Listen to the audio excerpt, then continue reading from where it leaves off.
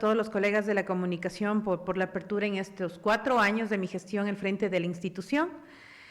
Para nosotros fue un reto importante, sobre todo el poder retomar con la última reforma del 2022 el objetivo de crear el sistema de protección, el primer sistema de protección al trabajo periodístico, y es uno de los objetivos que gracias al esfuerzo de cada uno, obviamente de nosotros como parte de esta institución, se logró y se dejó. Entonces, para nosotros es satisfactorio haber dado esta transición con los objetivos ya trazados y sobre todo con la relación directa con el sistema de comunicación que implica obviamente el acompañamiento por parte de los medios de comunicación.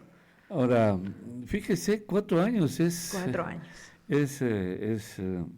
Es mucho, ¿no? Para una persona hay mucha estabilidad ahí, se nota que hubo mucha estabilidad en el cargo, no es fácil mantenerse casi un periodo, ¿no? Dentro de las administraciones, pero obviamente a usted le tocó lidiar con algunos gobiernos, estuvo con el gobierno del presidente Moreno, me parece que por ahí, ¿o no?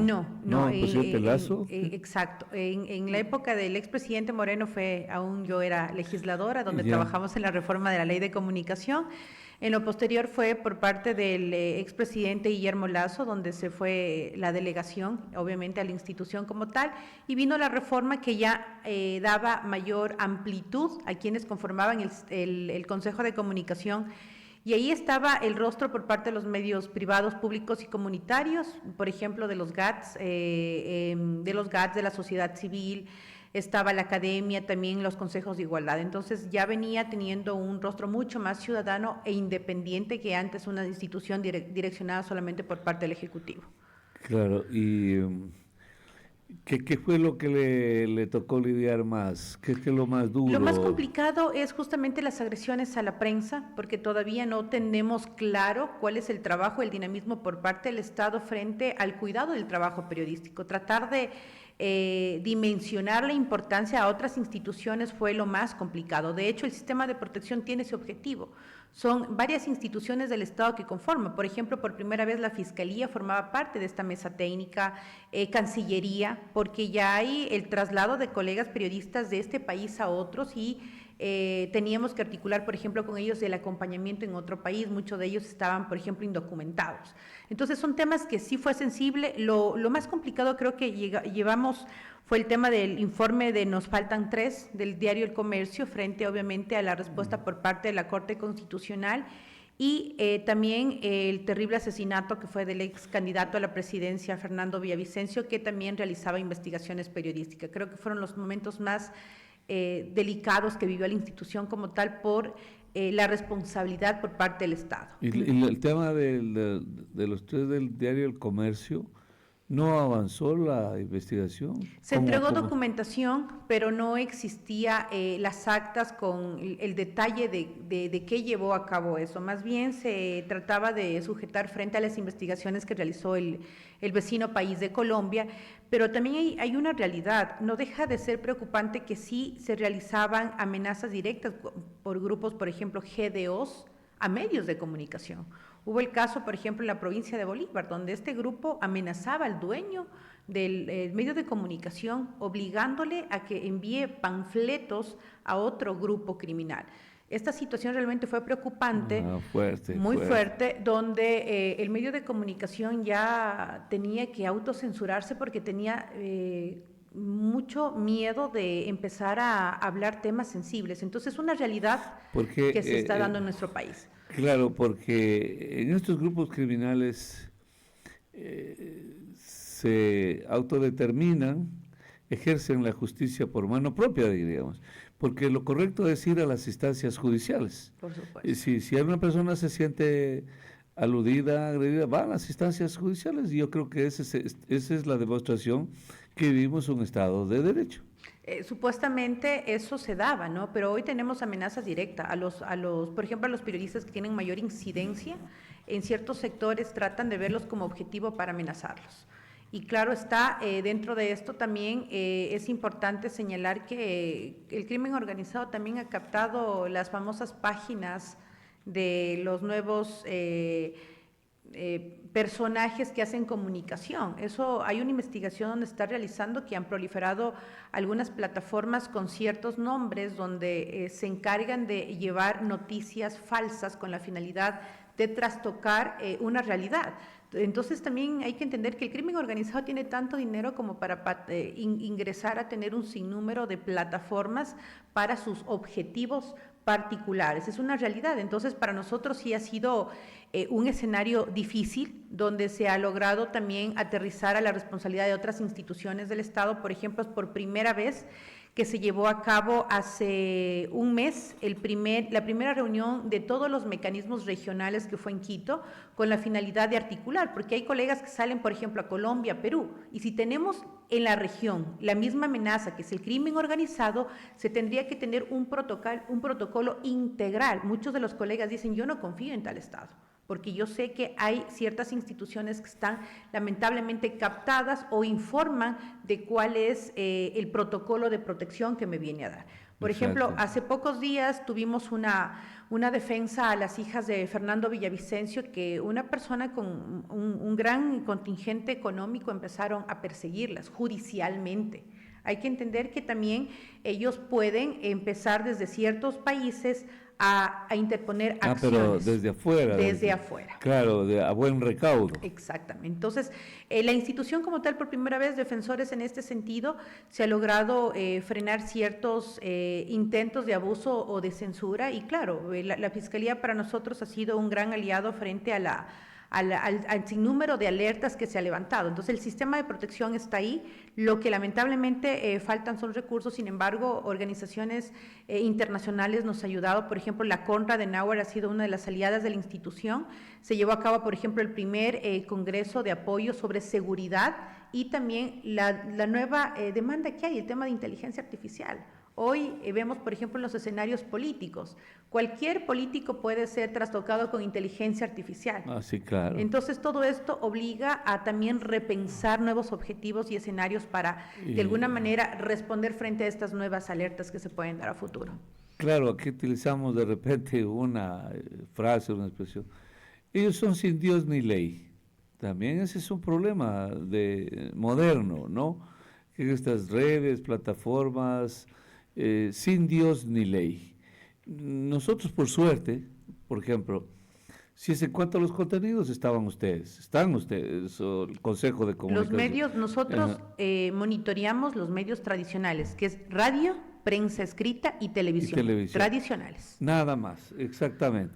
Y si tengo un problema técnico que es grave también para nosotros, por ejemplo, nosotros nos metemos a estoy interrumpiendo otra radioemisora, la señal, la banda, un poco enseguida tenemos al Arcotel para sancionar incluso o advertir. Primero una advertencia y luego una sanción. Y no solo que necesitan que alguien denuncie, de hecho ellos monitorean. De oficio. Ellos monitorean con sus equipos técnicos sofisticados que recorren a todo el territorio ecuatoriano, apostados en diferentes provincias. Entonces nosotros estamos controlados por todos los lados, como tiene que ser, porque somos medios ordenados. ¿Está bien? Y aunque a veces, la verdad, para los contenidos, pues, de todas maneras, en los medios tradicionales trabajan periodistas que, aunque sea una redundancia, en realidad, de formación, de profesión, porque si es un periodista es porque es profesional, trabaja gente con ética, con mucho conocimiento, con muchas, sobre todo, reglas que se las conoce, no de antemano, cuáles son los límites. Entonces, ahí no pasa nada. Pero resulta que estas redes y plataformas, troles, se convirtieron en un asunto incontrolable. Incontrolable. De hecho, muchos medios tradicionales dicen, nosotros pagamos impuestos, nosotros somos sancionados cuando no respetamos la norma. Pero ¿qué pasa con las plataformas que fungen de medios de comunicación? ¿Quiénes cobran impuestos? Y hay que entender algo. Lamentablemente, hace poco hemos visto cómo a nivel de la región hay muchos asesinatos a los famosos influencers. Así, Ojo, y es porque internamente ellos quizás tienen el apoyo de cierto sector ilícito. exacto. Entonces llega en un momento en donde no pueden controlar y lamentablemente son víctimas de haber recibido dineros que no corresponden a una Exacto. participación transparente, legal. Entonces también yo creo que frente a lo que está ocurriendo, no solamente en Ecuador, sino en todo el mundo, frente a las plataformas digitales, es importante tener claro qué características puede tener un medio digital. ¿Quién da la cara frente a los abusos? Por ejemplo, hubo un caso donde Pero ¿quién les expusieron aprueba también? ¿O hay eh, unos que no tienen reconocimiento? no, no, No, no. Antes del 2021 hubo como 54 medios digitales como tal, pero no había una norma. ¿Qué les exiges al medio digital? ¿Quién es el que responde frente a un abuso, por ejemplo, un atropello? Hubo el caso particular de un medio digital de X provincia donde expuso el rostro de un niño que fue violentado sexualmente. Eso no puede hacer ningún medio de comunicación tradicional porque sabe la corresponsabilidad con el código de la niñez. claro. Pero las plataformas ingresan un sinnúmero de datos, fotografías, sin pensar en la repercusión. Considero que en esta nueva asamblea se va a tratar de llevar a cabo un debate frente a los requisitos y obligaciones que tienen que tener las plataformas digitales, más aún cuando hay responsabilidad. Por ejemplo, hay países como España, Francia, donde están ya inclusive determinando sanciones a los dueños de las plataformas por no regular esta clase de situaciones, ya que en el mundo del Internet, doctor, se dan un sinnúmero de temas. Tráfico de armas, pornografía infantil, que es una realidad y que se tiene que ver con responsabilidad a futuro de frenar esta clase de ilegalidades que se dan lamentablemente en el Internet. Claro, pero hasta que la gente se eduque, van a dañar a mucha gente con eso, por ejemplo, de la inteligencia artificial que usted... Hay la posibilidad en este caso, y hay precedentes donde sería importante, si una persona, lo que usted decía, si una persona es agredida, tiene los canales oficiales, la justicia como tal para poder llevar, por ejemplo, una réplica, una rectificación, y se va mucho más allá, tiene la obligación obviamente de poder defender también. Hay casos particulares donde ciudadanos que no tienen nada que ver, por ejemplo, con el tema público, han sido víctimas, por ejemplo, de esta clase de inteligencia artificial.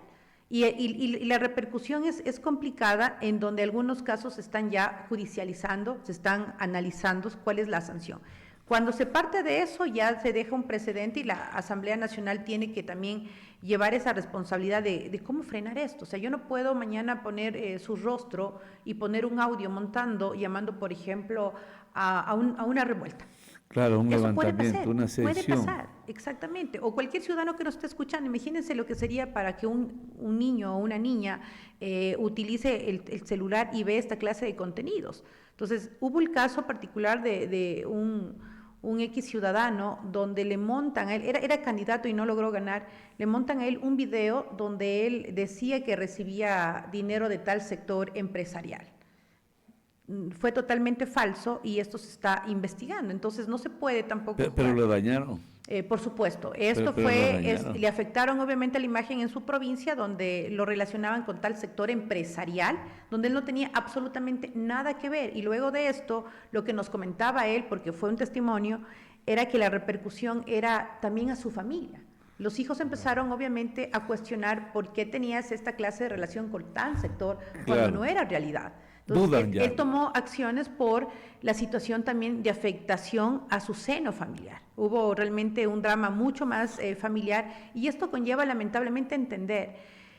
Nos gustaría saber, doctor, que tengamos un sinnúmero de responsabilidades al frente del manejo del Internet, pero hay gente tan vil también que se presta por cualquier cantidad de dinero para dañar y atacar. O sea, las redes sociales también como parte estratégica de cierto sector político puede ser demasiado perversa y vil.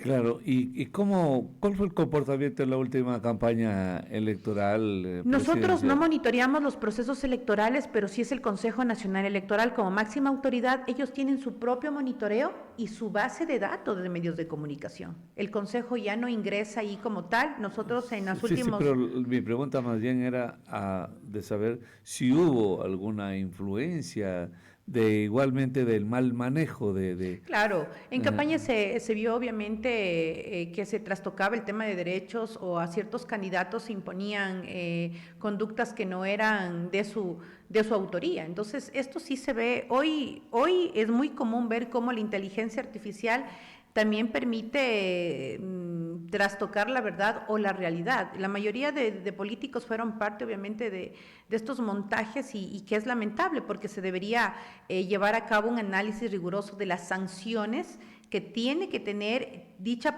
plataforma por proliferar. De hecho, por ejemplo, en Colombia hay puntos focales donde se contacta con Facebook, con Twitter o con Instagram cuando ven una noticia que es un bulo o es una noticia falsa para inmediatamente bajarla del sistema.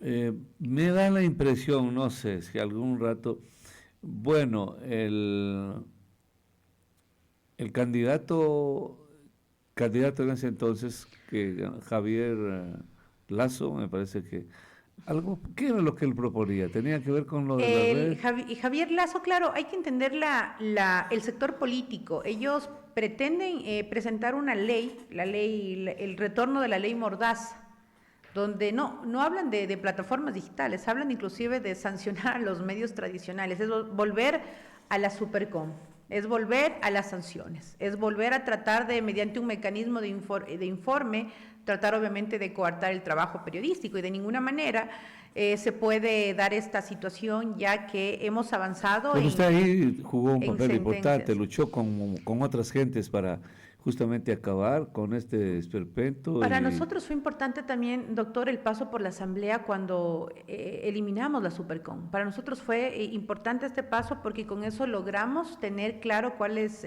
la institución que era anteriormente el Cordicón, que sea un ente ya no de regulación, no de audiencia, sino más bien de promover la protección al trabajo periodístico, porque a la par con la reforma se daba lamentablemente el asesinato de los 3 colegas del comercio. Entonces la primera respuesta es: ¿el Estado ecuatoriano tiene un sistema que proteja a los periodistas cuando tenemos claro que hay un sinnúmero había uno de alertas para perseguir para perseguir y no para precautelar? Que es algo ilógico, porque el Estado tiene que precautelar obviamente los derechos de los ciudadanos y de las ciudadanas, y frente a esto pues nace esta idea a raíz del asesinato de los 3 colegas del comercio, porque era uno de los países que no contaba obviamente con el sistema de protección, frente a la realidad del narcotráfico, el tema del crimen organizado en las fronteras, ya era una alerta de lo que venía y en el país, que hoy tenemos claro como el crimen organizado lamentablemente es el primer enemigo del país.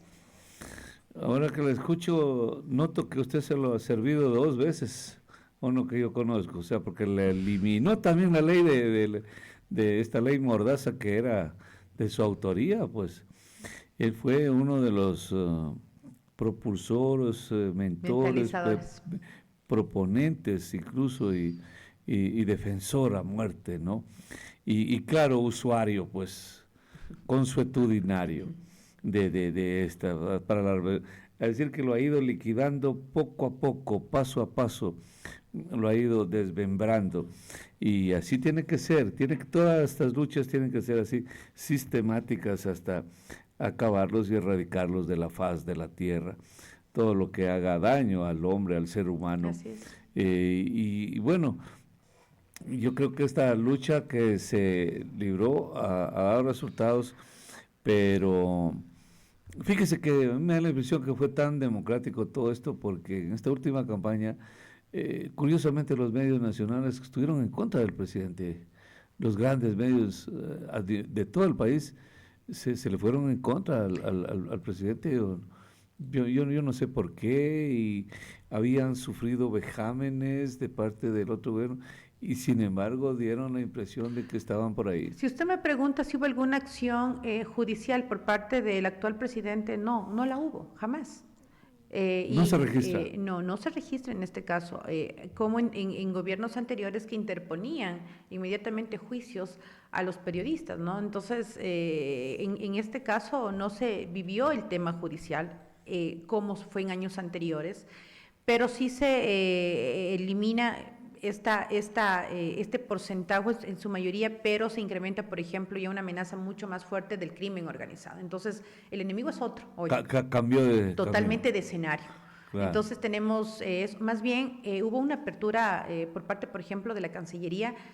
Yo soy súper agradecida por la actitud que tuvo, porque se dio por primera vez un vínculo ya con el gobierno de Colombia, porque obligaba la sentencia de la Corte Interamericana a que activen un protocolo a raíz de la muerte de los tres, por ejemplo, del comercio, que hablen de las fronteras en el país. Y tuvo la apertura para hablar con el otro país y empezar a hablar de cuáles son los inconvenientes en el sector, en la frontera norte. Y esto conlleva también una responsabilidad, obviamente, a la frontera sur. No hubo en ese sentido ninguna alerta que nos pueda nosotros decir, no vienen a enjuiciar, no. Pero todavía, por ejemplo, ciertos alcaldes todavía tenían esas características, yo digo, caducas o en el tiempo, que querían arremeter judicialmente con medios de televisión, con radiodifusores. Por ejemplo, Wilman Terán, para mí, yo creo que es uno de los ejemplos que uno tiene que ponerlos a la mesa. Después de lo que cuestionó duramente todo el periodismo frente a la maraña que hizo en el tema judicial, luego de la cárcel pedía que la rectificación y réplica para limpiarle la imagen porque le están haciendo linchamiento mediático. Sí. Entonces tú te pones a pensar y dices, ¿cómo un expresidente del Consejo de la Judicatura, que está sentenciado, que está pagando por sus delitos, por todo el entramado judicial, quiere ponerle una hoja de ruta a los medios de limpiarle la imagen? O sea, tenemos aún esa clase de funcionarios que quieren o se creen intocables. Claro, y le preguntaba sobre este trabajo y esta relación con el gobierno. ¿El gobierno ha sido respetuoso de este gobierno? Sí, la transición fue muy buena. De hecho, con el actual presidente, con César Martín, que él dejó el Ministerio de Telecomunicaciones, ingresa como delegado, y yo obviamente llamé a la autoconvocatoria para poder estar todos los diferentes delegados y dar, ya doctor, un paso. Creo que 4 años ha sido para mí importante. Creo que es importante que llegue una persona a esta administración con una hoja de ruta también en la protección de derechos, que es lo que se había establecido desde el inicio, y al contrario, fue una transición ordenada. Pero capaz que el hombre, no siendo comunicador, un poco como que no va a entender la cosa. Yo creo que es importante aterrizar a las obligaciones de la Ley Orgánica de Comunicación. Suficiente con eso. Yo creo que sí es importante esto, aterrizar a lo que nos obliga la norma, y segundo, fue una transición muy ordenada, fue con toda la madurez. Yo creo que las instituciones públicas son obviamente las fijas, quienes transitamos ahí somos los seres humanos, y más bien se debería siempre llevar a cabo una entrega en ese sentido, con madurez, con respeto, para que se pueda seguir caminando en los objetivos que el país hoy requiere, que es dar igual una mirada al trabajo periodístico hoy con mayor fortaleza frente al crimen organizado. Claro, pero está allanado el camino para, entiendo, participar en el gobierno, en alguna otra instancia, institución, por la enorme buena relación que ha mantenido con los gobiernos últimos, sobre todo. Es que nosotros, como parte de la institución, nos corresponde manejar una buena relación, porque es el gobierno el que nos permite a nosotros tener los ingresos para poder llevar a cabo una planificación y tratar de mediar cuando exista obviamente algún inconveniente. De hecho, hay una muy buena relación con el actual presidente Noboa. Tuve el gusto de conocerle cuando fue obviamente legislador, y hemos tenido algunas conversaciones. Netamente en el tema personal, le digo, ahora institucional, en estos últimos días lo hicimos frente a la transición, que tiene que ser ordenada y con todo el respeto obviamente a la persona que tiene que estar manejando ya la institución como tal. Así que en ese sentido hemos cumplido una agenda muy responsable y con una mirada también de madurez política. Claro, y queda liberada para el accionar político, sea dentro del gobierno o lo que sea, algunas candidaturas, bueno, y hay la preparación, hay la juventud, hay algunos factores que seguramente abonarán, le apoyarán para emprender alguna otra aventura política. Bueno, veamos qué nos depara el futuro, doctor. Creo que todavía no se puede señalar con claridad cuál sería el camino, pero está el escenario abierto. Eso, le decía, eso es lo más evidente, eso es lo más evidente y hay que aprovecharlo a veces también. Hay que aprovechar la experiencia que se tiene también para servir a Loja, servir al país, por donde sea, ¿no? El funcionario público que no tiene mácula, yo creo que le favorece, le favorece. Si lo hacen los que tienen manchas por todo lado, ¿cómo no van a ser las personas que se han sacrificado, que han apoyado, que han ayudado? Yo creo que por ahí va el asunto, ¿no? No sé si alguien le quiere, la tenga que cuestionar por alguna cosa, ¿no? No, No, y no, yo no, creo que no. a veces puede existir críticas que son bienvenidas, uno tiene que aprender a leer también de quién viene, ¿no? Que es uno de los temas que a nosotros Exacto. este camino nos ha dejado madurez, que es lo importante, entender el manejo que tiene que manejar una institución pública. No es tan fácil porque existe también responsabilidad en un mal manejo. Bueno, afortunadamente fue una institución económicamente pequeña, que el 98% se iba en gasto corriente.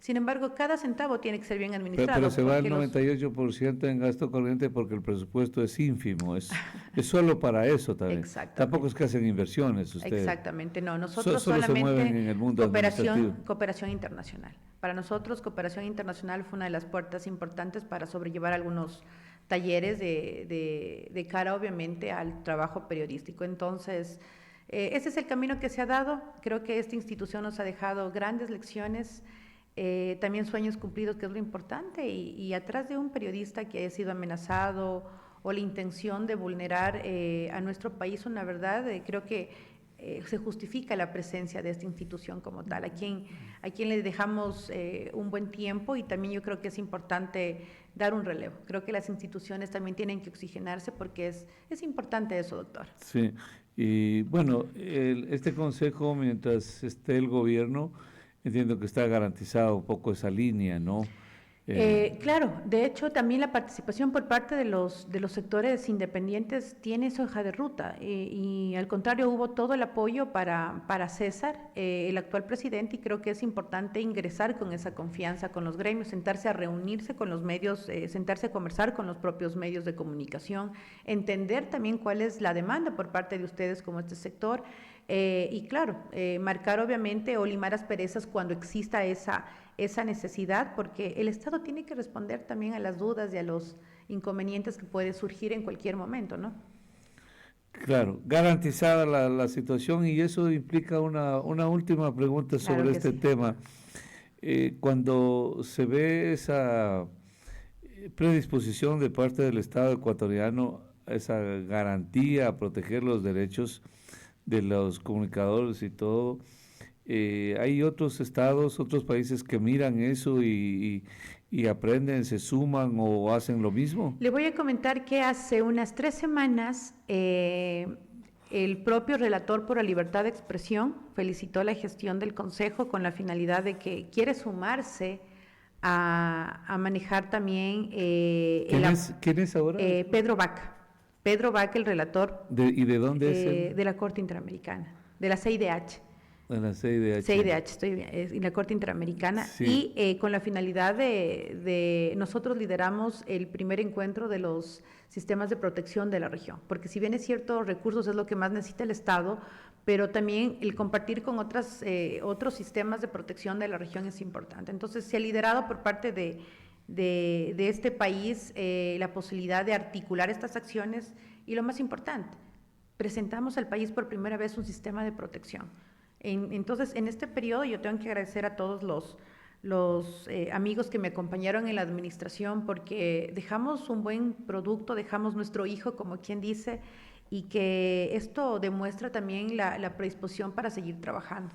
Nos han pedido también de otros países que le contemos las experiencias que tenemos, y ha sido para nosotros importante porque el nivel de criminalidad que hay obviamente en el país obliga también a ver al Estado ecuatoriano como cuál es la acción frente al cuidado que se le dé al trabajo periodístico. Muchos quizás no entiendan todavía esto de la pero importancia, pronto entenderán. porque Usted dice que no ha entendido, pronto porque hay entenderán. informes a nivel internacional donde nosotros tenemos que responder. Si mañana, doctor Freddy, mataban a un periodista, nosotros éramos corresponsables de eso. y teníamos que estar en audiencias internacionales. No es tan fácil asumir obviamente ese tema de la responsabilidad cuando existe un atentado a un colega periodista. Claro, pero yo creo que sí, bendito sea Dios, estamos adelante. Recién asesinaron a un periodista en el Perú Mm.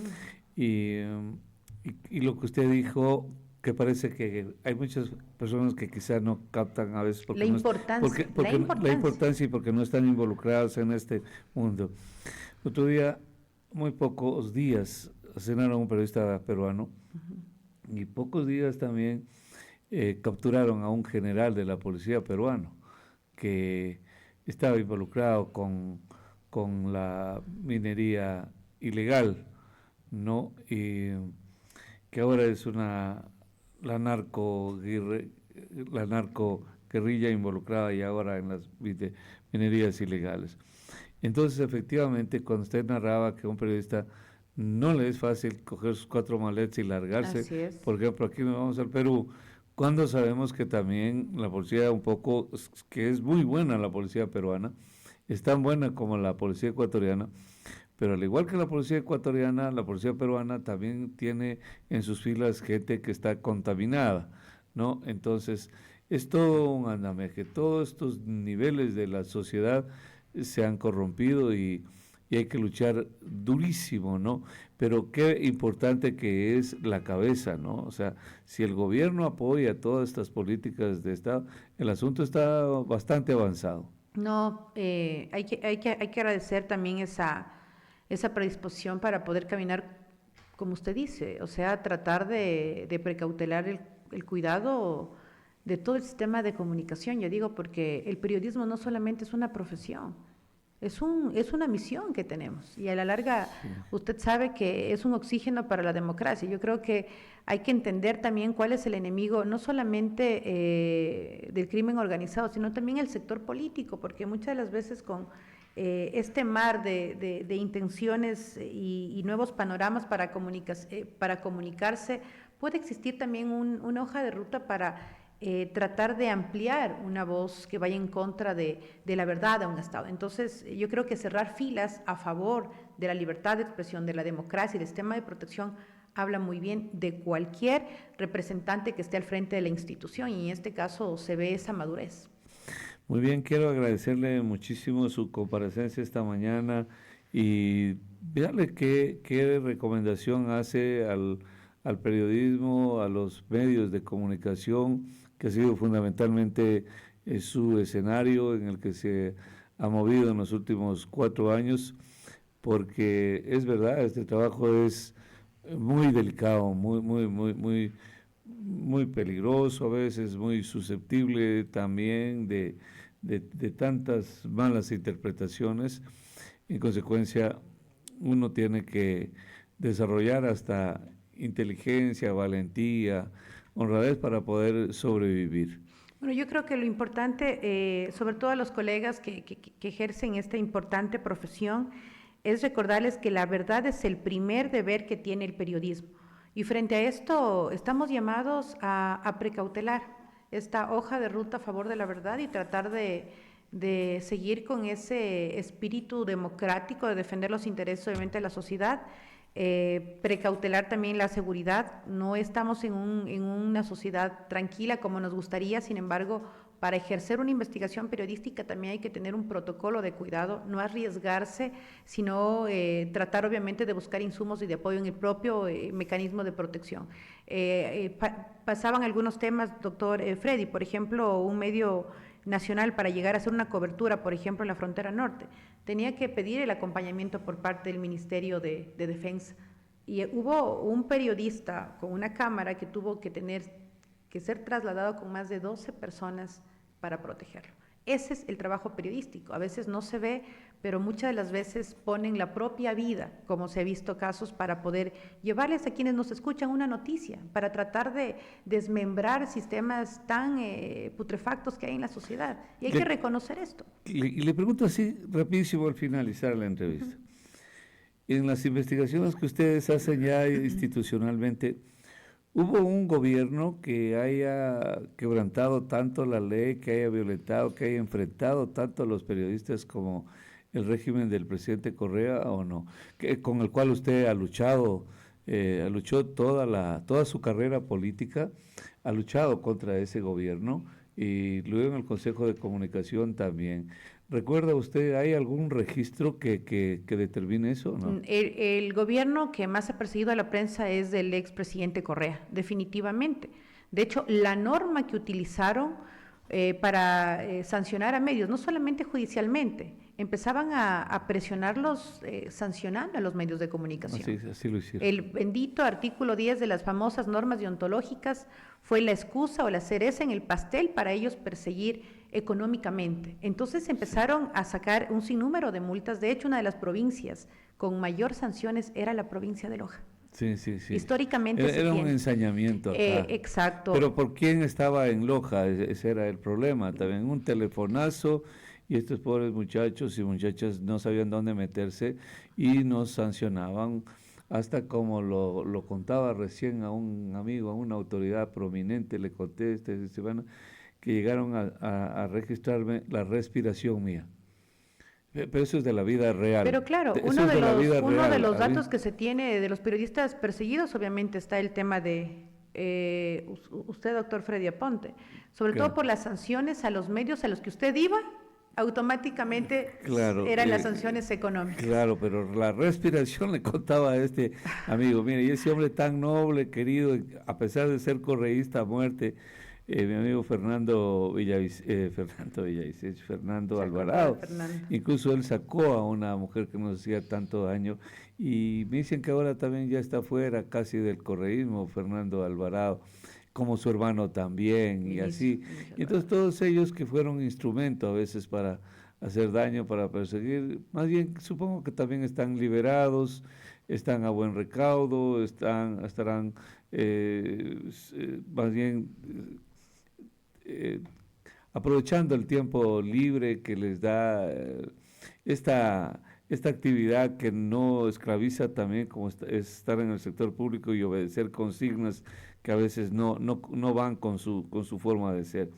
Pero así es, así los vemos. Entonces ese es el gobierno que se registra como el gobierno que más violó derechos de la prensa. De la prensa, derechos humanos, porque la comunicación es un derecho humano. Sí, es nefasto el capítulo del correísmo frente a la libertad de expresión. Hay investigaciones universitarias y dentro obviamente de la institución se recoge que fue el peor gobierno que persiguió a la prensa. Muy bien, muchas gracias, licenciada.